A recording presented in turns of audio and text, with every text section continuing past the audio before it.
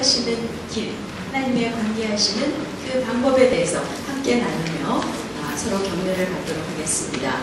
네, 호세아서 2장 19절에서 20절 말씀, 호세아서 2장 19절에서 20절 말씀 제가 읽도록 하겠습니다. 호세아 2장 19절에서 20절 말씀. 내가 네게 장가들어 영원히 살되 의와 공변됨과 은총과 긍휼히 여김으로 네게 장가들며 진실함으로 네게 장가들리니 네가 여호와를 알리라. 네, 하나님이 우리의 삶 가운데 가장 큰 관심을 두고 계신 영역이 어디일까? 여러분 한번 생각해 보셨어요? 하나님이 어디에, 우리의 삶 가운데 어떤 영역에 가장 관심을 두고 계실까?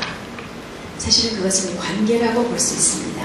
성경의 모든 중요한 사건은 사실은 관계에 관련이 되어 있고 또 관계에 관한 것인 것을 우리가 볼 수 있죠. 창조는 정말 하나님이 사랑의 관계를 위하여 창조하신 것이고, 우리가 타락했을 때, 인류가 타락했을 때 그것은 관계의 파괴였습니다.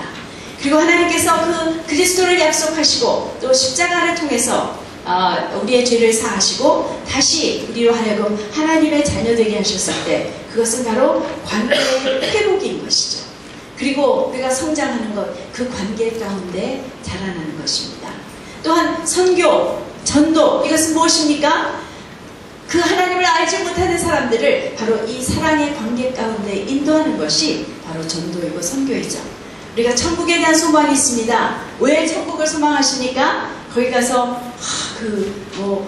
아주 반짝반짝한 진주 같은 길에서 살고 걱정 없고 문제 없고 이런 거, 그런 것도 훌륭하지만, 그런 것도 참 귀한 우리가 소망할 것이지만, 진정한 소원은 우리가 온전한 관계 가운데 하나님과 영원히 살게 된다는 그것이라는 것을 우리가 기억할 때, 사실은 우리의 모든 것이, 우리의 삶의, 신앙의 삶의 모든 것이 이 관계에 대한 것이라는 것을 생각할 수 있게 되는 것입니다.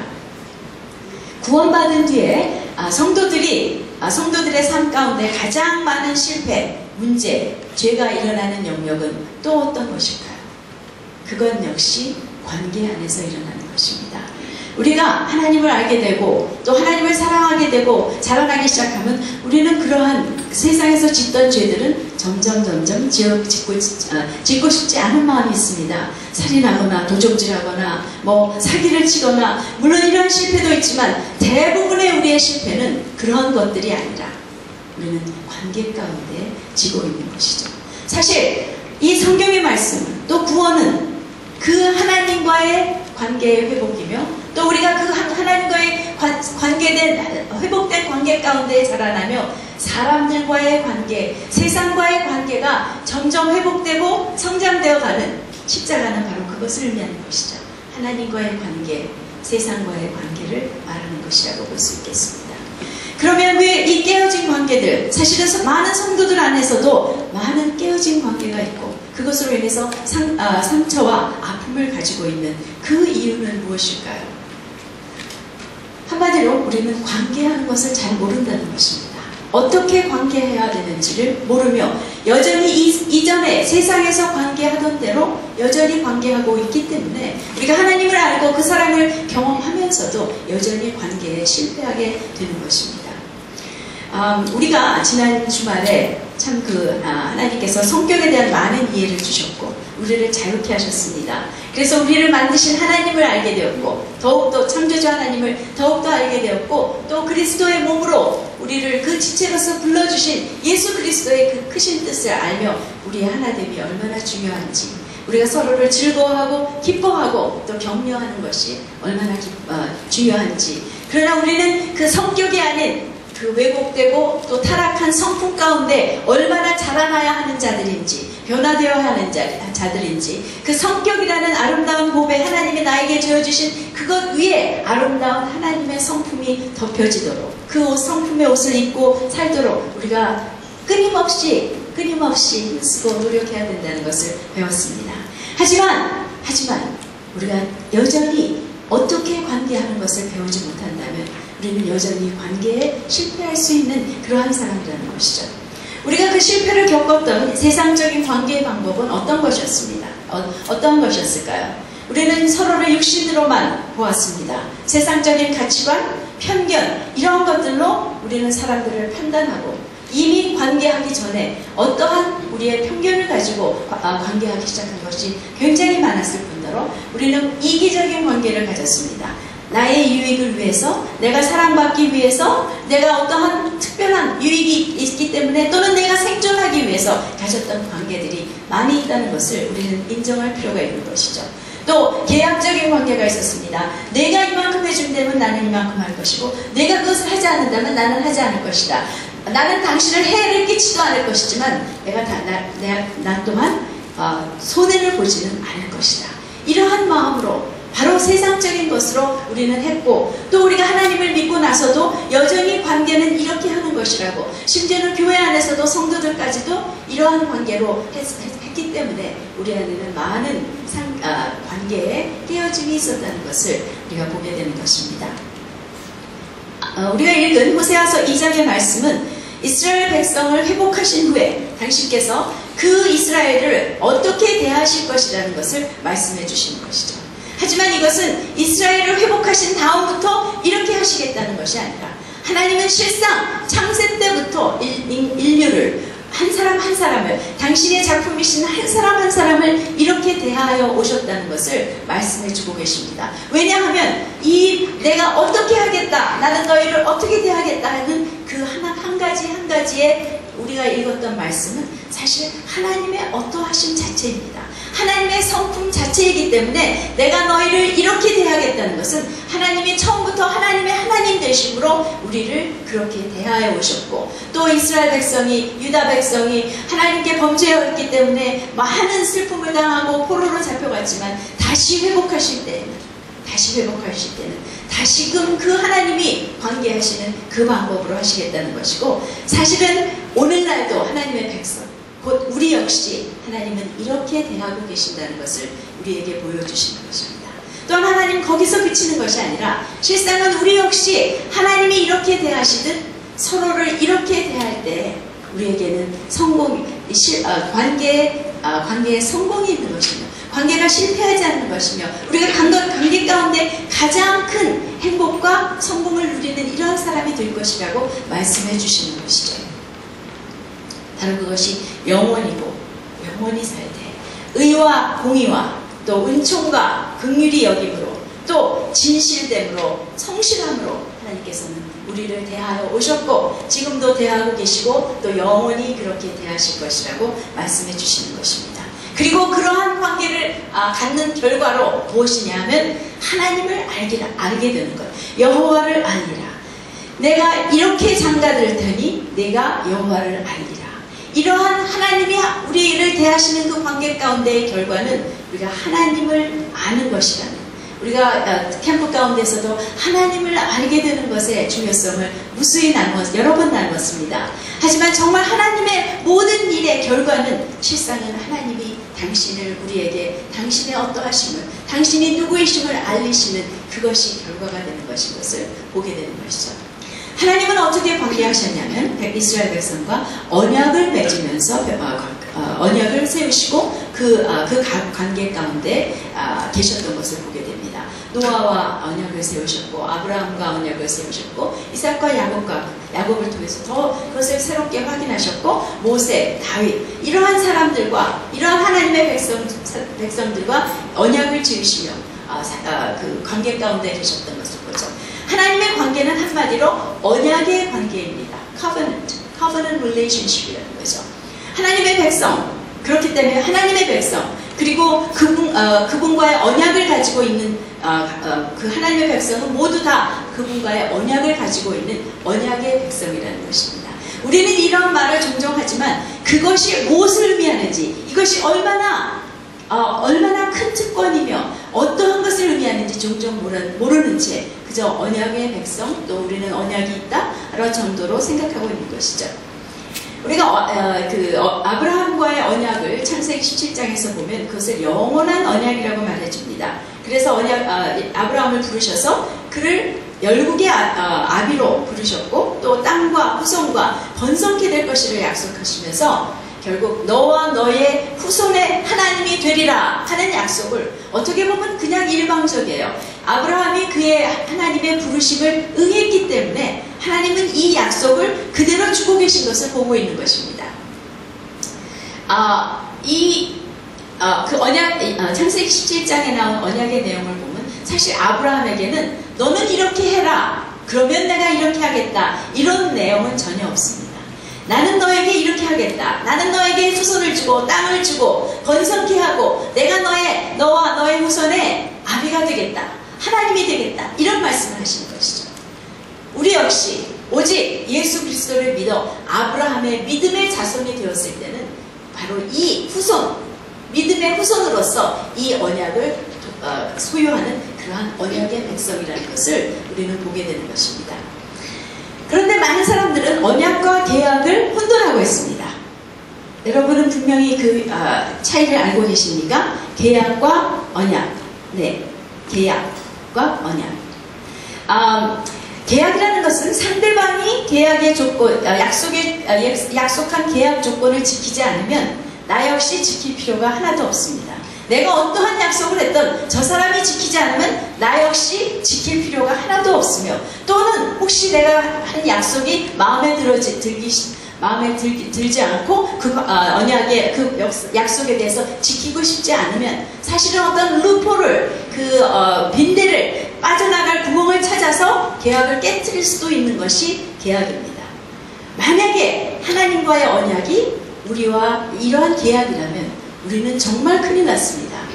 너무나 아무 가능성이 없고 정말로 국물도 없는 존재일 뿐이죠. 우리는 수없이 하나님과의 약속을 어겼고 수없이 하나님을 실망시켰고 하나님의 마음을 아프게 하는 그런 사람들 뿐이기에 우리는 하나님과의 계약이라면 우리에게는 아무 소망이 없다고 말할 수 있겠습니다. 하지만 하나님의 언약이라는 것은 무엇이냐면 나와의 약속을 반드시 지키기로 처음부터 작정된 것이 하나님의 언약이고, 또 그러나 그것은 무조건적이라는 말은 아닙니다.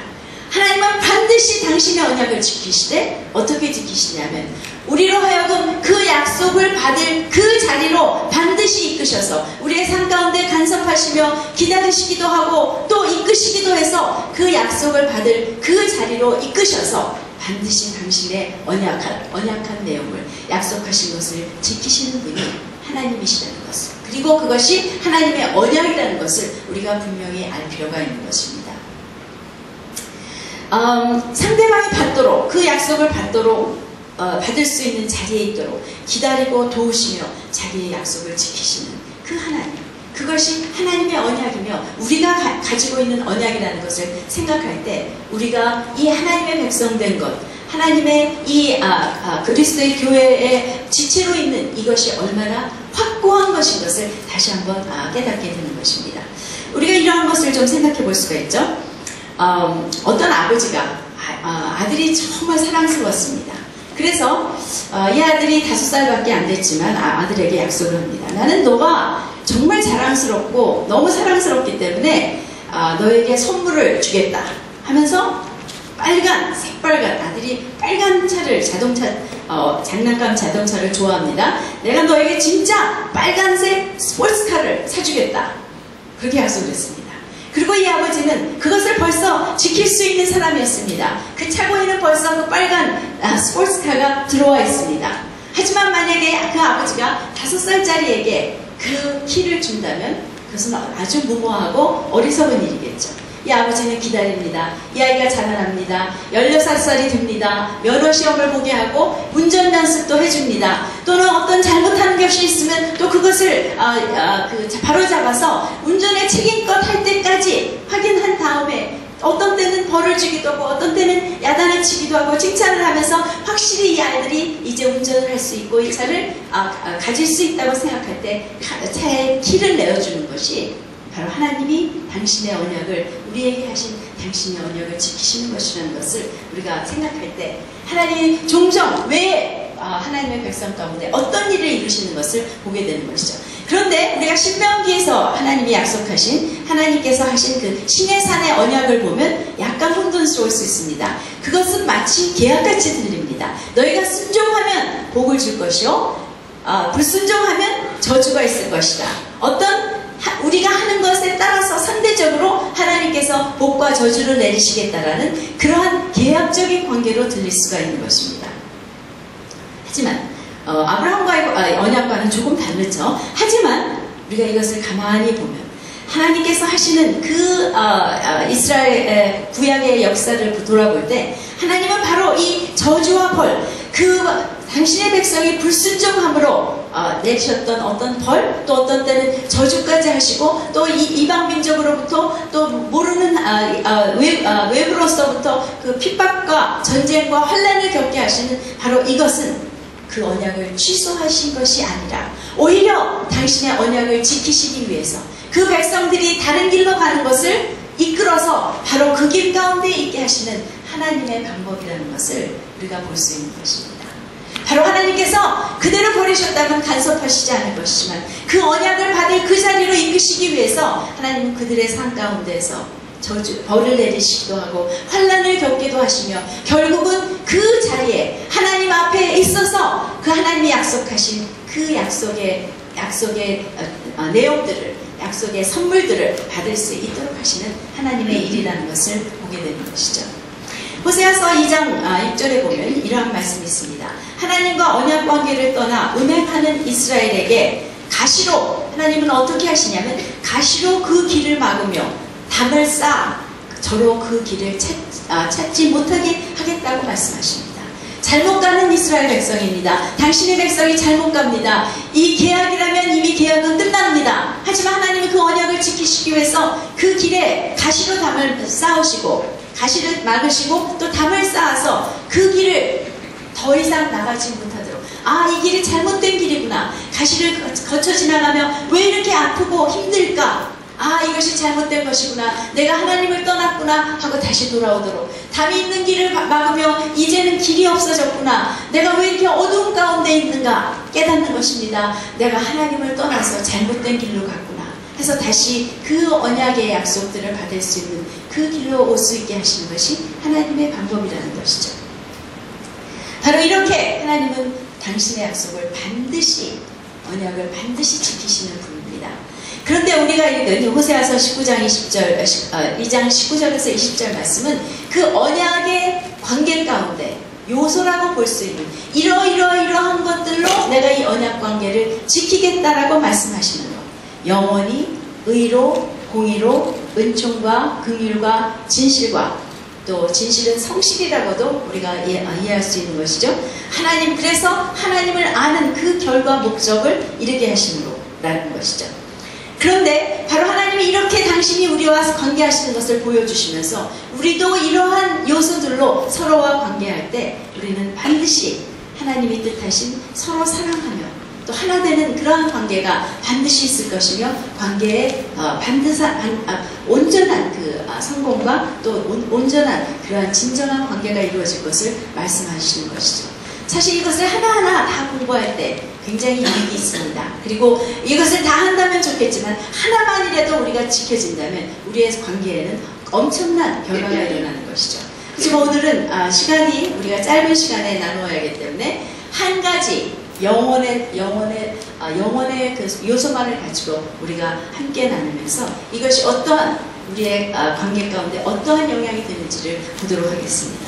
하나님께서는 내가 내게 장가든다고 하십니다.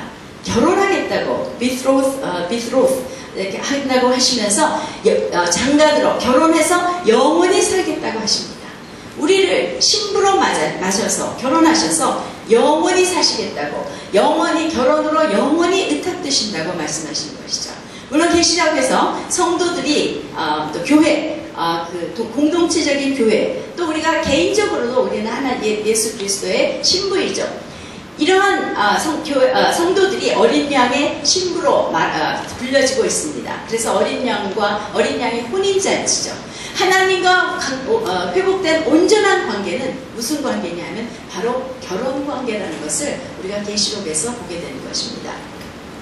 그런데 이것은 호세아서뿐 아니라 또 요한계시록에서뿐만 아니라 하나님은 이스라엘에게 여러 번 당신이 그들의 남편이심을 말씀해 주셨습니다. 나는 너의 남편임이니라. 너를 지으신 이가 지으신 이가 내 남편이라. 이런 말씀이 구약 성경에 여러 번 나오고 있습니다. 그렇다면 우리는 하나님을 예수 그리스도를 통해서 하나님을 믿고 구원을 얻게 되었을 때 우리는 하나님의 아내인 것입니다. 온전히 이루어져서 그것이 계시록에 그 혼인잔치가 있지만 이미 하나님은 우리를 그 아내의 관계로 영원한 관계로 우리를 대하고 계시다는 것이죠. 개인적으로 또는 교회적으로 우리는 하나님의 아내, 그리스도의 아내. 그런데 영원이라고 말씀하셨기 때문에 하나님과의 결혼은 절대로 이혼이 불가한 결혼입니다. 말하자면 어떠한 상황에도 결코 포기하지 않으시고 이 결혼을 지켜서 영원한 결혼 관계로 사시겠다는 것이죠. 어떻게 보면 우리는 이 영원한 관계, 결혼 관계로 묶여있는 존재가 되었습니다. 어떻게 이 관계를 빠져나갈 수 없는, 이 관계는 영원해서 우리가 깨트리거나 나갈 수 없는 이런 영원한 관계라는 것이죠. 여러분 혹시 갑갑하게 느껴지십니까? 이거 큰일 났구나. 우리 지난 주말에 예수님을 믿어서 구원을 받으신 자매님이 계십니다. 이걸 모르고 내가 예수님을 영접했네? 큰일 났네? 아닙니다. 사실은 우리가 우리에게 장가드시겠다는 그분이 얼마나 놀랍고 아름답고 선하신 분을 안다면 이 사실은 우리의 영원한 위로와 소망과 기쁨이 되어지는 것이죠. 우리는 실상 끊임없이 실패하는 그 음란한 여인 고멜같이 주님을 떠나기도 합니다. 하지만 우리의 남편이신 하나님은 결코 우리를 포기하지 않으시고 그 사랑으로 우리를 회복하시는 분이시죠. 강요하거나 위협하서가 아니라 또는 강압적으로 우리를 끌어당기셔서 당신의 아내의 자리에 두시는 것이 아니라 그 놀라운 사랑, 긍휼, 인내로 우리의 마음을 찾으시고 또 찾으시면서 결국에는 그 자리에 있게 하시는 것이 하나님의 그 남편 되신 하나님의 사랑의 방법이라는 것이죠. 예레미야서 32장 40절 41절에서 이러한 말씀이 나옵니다. 예레미야 32장 40절에서 41절 말씀 제가 그냥 읽겠습니다. 들으셔도 되겠습니다. 내가 그들에게 복을 주기 위하여 그들을 떠나지 아니하리라 하는 영원한 언약을 그들에게 세우고 나를 경외함을 그들의 마음에 두어 나를 떠나지 않게 하고 내가 기쁨으로 그들에게 복을 주되 분명히 나의 마음과 나의 정성을 다하여 그들을 이 땅에 심으리라. 그 처음에 복을 주기 위하여 그들을 떠나지 아니하리라. 그것을 영어로 보면 I will not turn away from following them to do them good. 하나님은요 절대로 우리에게 복을 주기 위해서 남편으로서 아내인 우리에게 복을 주기 위해 따라다니시기를 멈추지 않으시겠다는 것이에요. 그럼 얼마나 감사한 일인가요? 우리가 아무리 먼 곳에 간다 하더라도 하나님은 그곳에 따라오셔서 하나님의 좋으신 일, 하나님의 선하신 일을 그 복 주시기를 멈추지 않으셔서 결국에는 그 관계 가운데, 온전한 관계 가운데 돌아오게 하시는 하나님이시라는 것이죠. 엄청난 일이고 엄청난 약속입니다. 오늘날도 하나님을 떠나서 방황하고 있는 많은 자녀들에게 이 말씀을 우리는 믿는 것입니다. 그들을 따라다니시며 복을 주실 그 자리로 이끄시는 하나님을 우리는 볼 수 있어야 하는 것이죠. 이스라엘 백성에게도 하나님이 여전히 하고 계십니다. 그 마지막 때에 이스라엘 백성을 구원하신다는 바로 아직도 그 백성을 따라다니시면서 복을 주시기를 멈추지 않으신 하나님이요. 오늘날의 탕자들에게도 하나님은 그들은 멀리 가 있는 것 같지만 하나님은 그들을 결코 포기하지 않으시고 그 영원한 언약을 지으셨기 때문에 영원한 결혼관계를 이미 맺으셨기 때문에 하나님은 그들을 쫓아다니시면서 선한 일을 복을 주기 위해서 하지만 하나님이 주시는 복은 어떤 때는 우리가 보기에는 복같지 않은 것일 수 있어요. 하지만 그것은 언제나 선한 일이기 때문에 하나님이 선하신 하나님이 하시는 일이기 때문에 그것은 언제나 우리에게 복인 것입니다. 어떤 때는 가시가 나를 찌르는 것 같습니다. 그건 역시 복입니다. 왜요? 내가 가는 길이 잘못된 길인 것을 알며 돌아갈 수밖에 없기 때문에 담이 내 길을 막습니다. 길이 막힌 것 같고 아무데도 갈 수가 없는 것 같습니다. 우리가 볼 때는 재앙 같습니다. 그러나 그건 역시 복입니다. 왜요? 우리가 가는 길이 잘못되는 것을 알며 우리가 다시 하나님께 돌이킬 수 있도록 하나님이 인도하시고 계신 것이기 때문입니다. 그런데 하나님은 이것을 역시 우리 서로에게도 그렇게 하라고 하시는 것입니다. 그렇게 하기를 기대하시며 예수님께서도 내려오셔서 우리를 그렇게 관계하셨다는 것입니다. 이것이 호세아서에서 호세아에게 하시는 말씀인데요. 호세아라는 선지자에게 하나님이 음란한 여인, 아마도 창녀였을 것이라고 상상하는데요. 음란한 여인 고멜에게 장가들어 사랑하고 자식을 낳으라고 얘기합니다.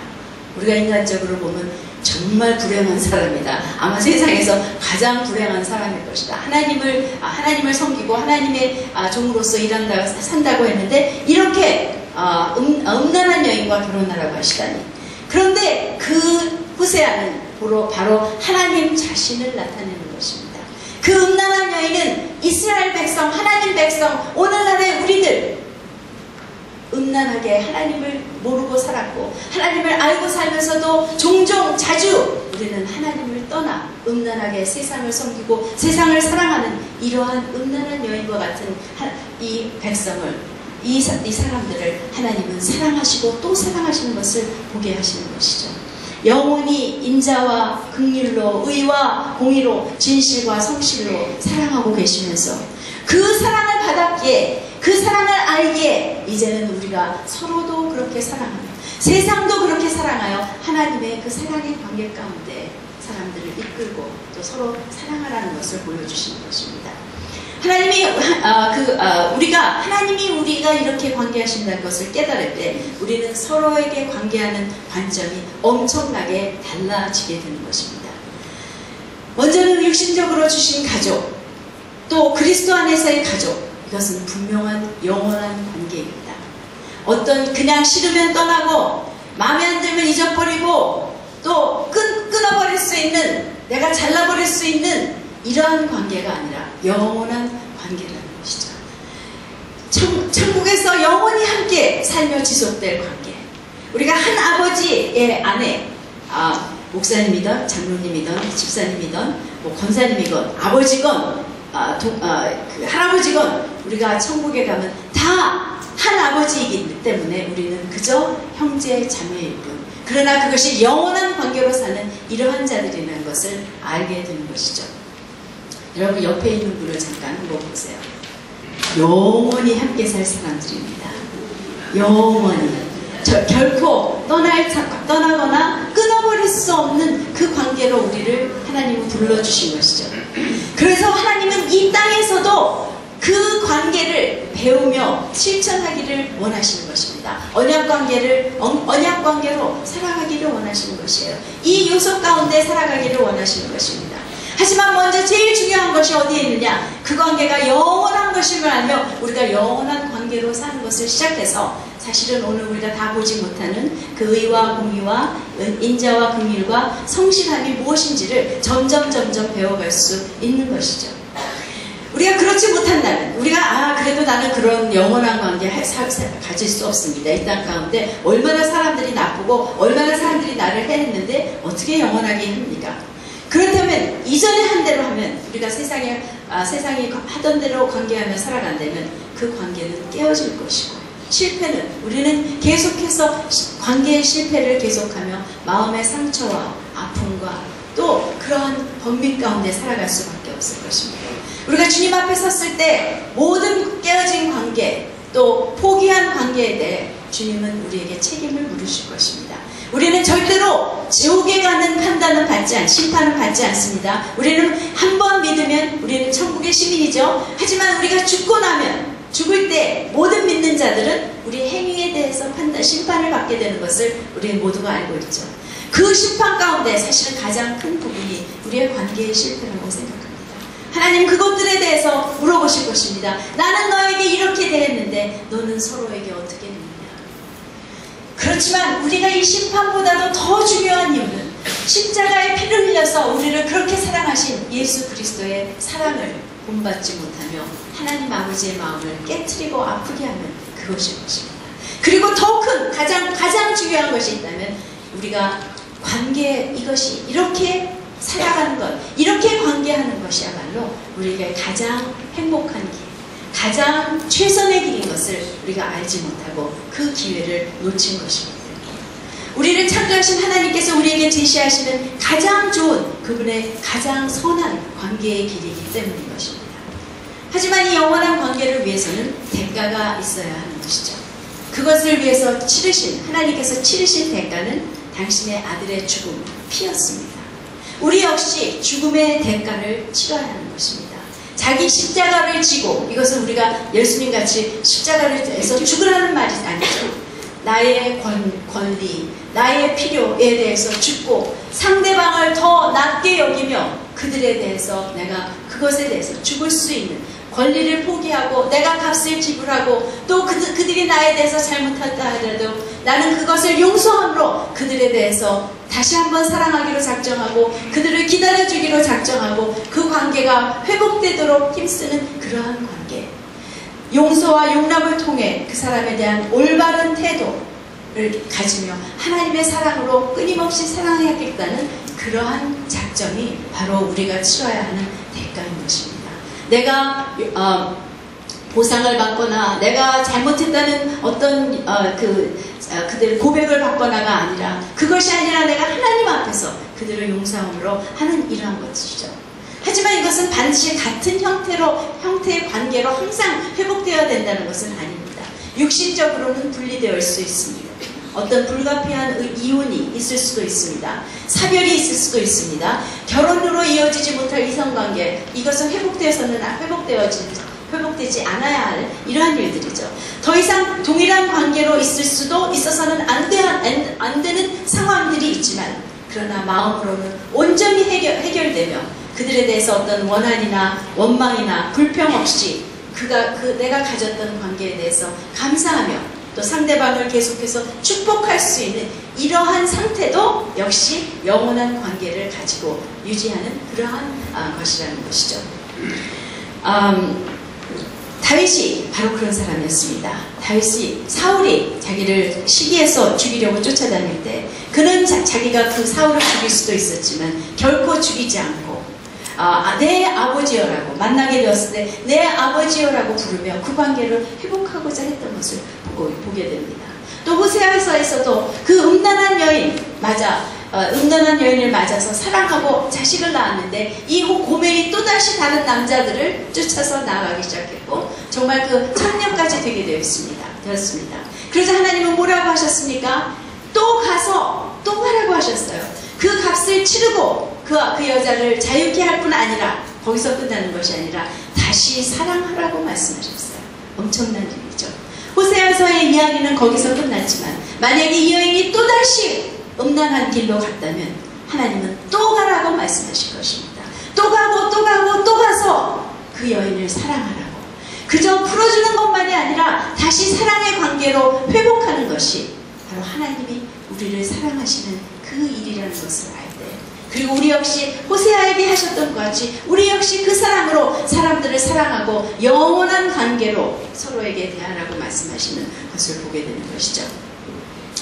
정말 영원한 관계, 영원한 관점으로 우리는 그 관계를 회복하기 위해 대가를 치르며 영원의 시간을 준비하는 우리들이 되어야 할 것이라고 생각합니다. 그 영원의 관계는 영원한 관계, 그 삶의 결과가 하나님을 아는 것입니다. 그래서 여호와를, 그렇게 살면 너희가 여호와를 알리라라고 이 말씀이 끝나고 있는데요.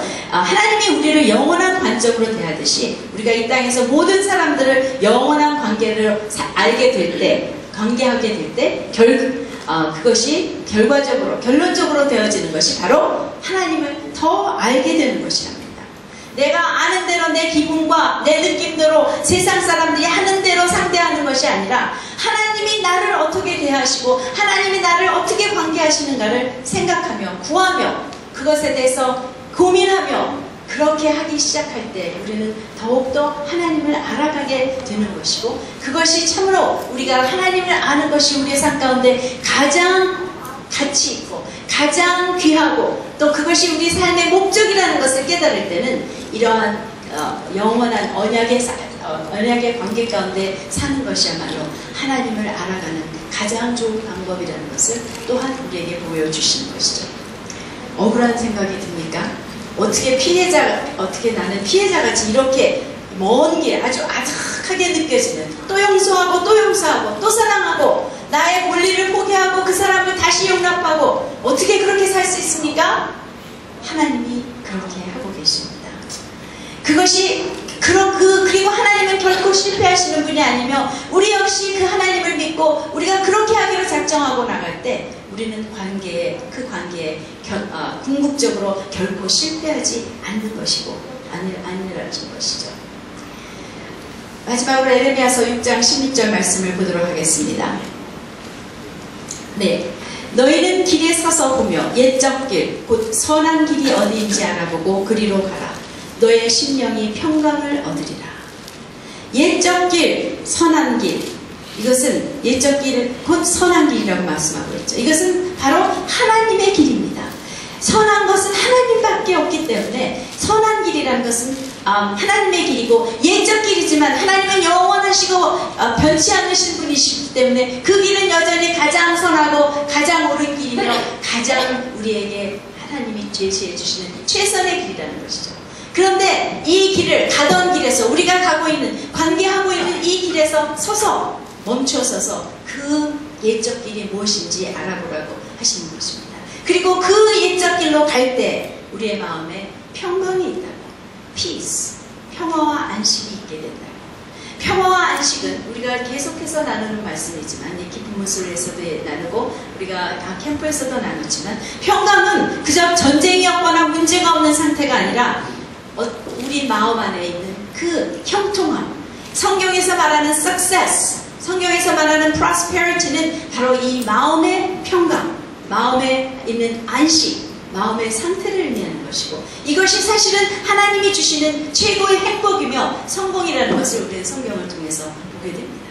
궁극적으로 하나님을 믿지 않는 자들도 궁극적으로 구하게 되는 것은 이 평화입니다. 돈을 벌어봐도 성공을 해봐도 명성을 얻어도 채워지지 않는 것, 그러나 결국 내가 원하는 것은 하나님의 사랑 가운데 그 마음의 평안을 얻는 그것이라는 것을 하나님을 알지 못한 채 무언가 계속해서 그것을 추구하고 사는 세상 사람들은 예수 그리스도를 알지 못하기 때문에 그것을 가질 길이 없지만 우리는 선한 길, 하나님의 길을 계속 멈추고 그 길을 다시 갈 때마다 우리는 이 평강을 갖게 되는 것입니다.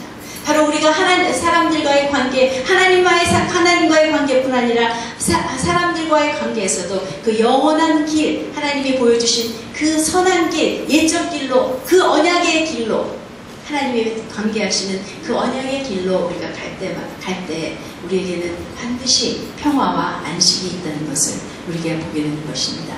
우리의 삶의 형통이 거기에 있는 것이고 관계의 형통이 거기에 있는 것이고 또 우리가 이제 배운 성격에 대한 지식을 가지고 우리는 서로를 섬기며 나의 강한 것으로는 다른 사람을 섬기며 나의 연약한 부분에 대해서는 다른 사람의 섬김을 받으며 영원한 관계 가운데 성공하는 관계로 살게 되는 것임을 우리가 보게 되는 것입니다. 여러분, 그래서 축복합니다. 이것이 먼 길 같고 어려운 길 같지만 이것이 가장 최선의 길이고 또 하나님은 이미 우리에게 이 길을 보여주셨습니다. 예수 그리스도로 말미암아. 그리고 우리가 이것을 작정하고 나갈 때 하나님은 그것을 할 수 있도록 도우시는 은혜를 우리에게 내려주시는 하나님이신 것이죠. 기도하겠습니다.